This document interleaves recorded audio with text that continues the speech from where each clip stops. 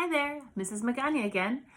Today we're going to talk about an artist who is contemporary, meaning she still lives today, and she actually lives in Los Angeles, California, and she creates many different styles of art, meaning two-dimensional, three-dimensional, installation, where you install it somewhere, and she's also been on famous shows, award shows with her art. How cool. And her art is super colorful. In fact, it's rainbow colored. Her name, Jen Stark. And I put the .com on here because you should totally check out her website, jenstark.com. Now, on the website, you will find all sorts of examples of her art. The really cool installation things I was just talking about, and then the 3D pieces she's got. But if you notice them, she is very influenced by nature. And she loves organic or sort of the wavy-like shapes that things exhibit. Now, her art, here's my sample, is so colorful. So today we're going to mimic her style. Now, I did include, for my Seesaw friends out there, a PDF file of some examples of her art. I think you would just love her. All right, let's get started. In order to do one of these, you don't need much. White paper. I do have a Sharpie. Now, you don't need a Sharpie marker, permanent marker. You could go and be okay with just using marker, or perhaps even colored pencils. Maybe you only have crayon. Maybe you're super fancy and have oil pastel. Or maybe you're really fancy and you even have paint. Now, Jen, when she had done her two-dimensional things, she did paint. Crazy. She got all these really intricate designs and lines. And if you want to try that, go for it. Now, to get a Jen Stark effect, you need to get this sort of drippy thing under control. So here it goes. To start out my design, I'm going to take my pencil. If you are my student, please do this. If you're watching me right now, I'm using Sharpie so you can kind of see. Now, when Jen creates a sort of drip-like effect, it's very waverly or organic. She doesn't use a lot of triangle or square. That's more of what she is creating on the from the surface of, okay? Drippy-like effect. I'm gonna just create whatever sort of my hand wants to do. Pulling this down, you can see I sort of started. As I started here, I sort of just dipped my line down, back up, swooped it around and around and around, back down to make it look as though it's dripping. I just realized that on my little guy here, I have paint that is dripping. So that is that drip-like effect, okay? As I get it all the way to the edge, Jen's pattern repeats. So above that line, you can see how I kind of have to mimic that sort of same old shape.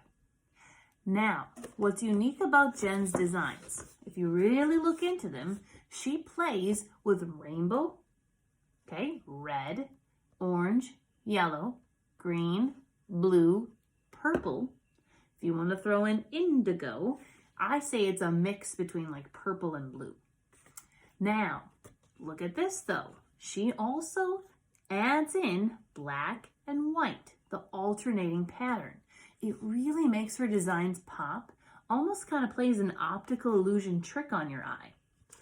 Going back to our design, after I have my first loopy swoopy organic design, I've got to mimic above it. So I'm going back, and I just sort of trace down that same path, my line. Now Jen plays around with the opposite and sort of going back and forth between red, orange, yellow, and then maybe she starts her design here where she ended the rainbow and kind of goes backwards. So she layers, that's another fancy art word, all of those rainbow designs. So it just kind of creates this really crazy mesh of effect there. In between though, remember the black and white thing I talked about? To kind of add in a little bit extra design. All right. Now, I'm going to kind of play around here and just sort of swoop those lines. Now, I'm going fast because I don't want you watching me forever, and I know you can do this. And so I just kind of going real crazy here. Now, my black and white, I might make another pattern off to the side. Zooming in here, sorry about that. And that way I kind of know this is the black and white altering on this end. All right, let's stop here. Let's talk color. Again, doesn't matter if you have markers. You could have crayons, maybe you have colored pencils, whatever works. Combination, that'd be cool too. If you don't have the rainbow thing down, I would love to see a pattern. So if I'm going purple, blue, green, those are cool colors. That works well together. So I could take, again, purple, blue, green, right? And I can alter that pattern going that way. What if I have red, orange, yellow, red, orange, yellow, red, orange, yellow? So even if I only have a couple of markers, I could still make a really cool design in lieu of that Jen Stark pattern. Now, I'm ready. So I'm going to take my marker, and again, I'm going to put a plug out. I love these markers so much, these Mr. Sketch ones. I highly doubt that you have these, but I love them, and I buy them for the art room because you can color wide tip, but also skinny tip with these markers. If I need to get a big section red, I can use that thicker part of the marker. I'm so sorry. I need to zoom this down here to get that effect. Okay? And then maybe this little part up the top here, I'm going to have to use the little skinny side of him. Now, after my red, I'm going to orange. Remember my rainbow pattern. And I'm going to color that in next. My Jen Stark design, though, we talked about altering black, white. And she sort of throws those pops in between her droopy, organic shape pattern. So on the edge here, I'm going to work on my black and my white design. Any good artist builds up their space at the same time. So if I get kind of sick of going from over on this section of my paper, I could work over at the top.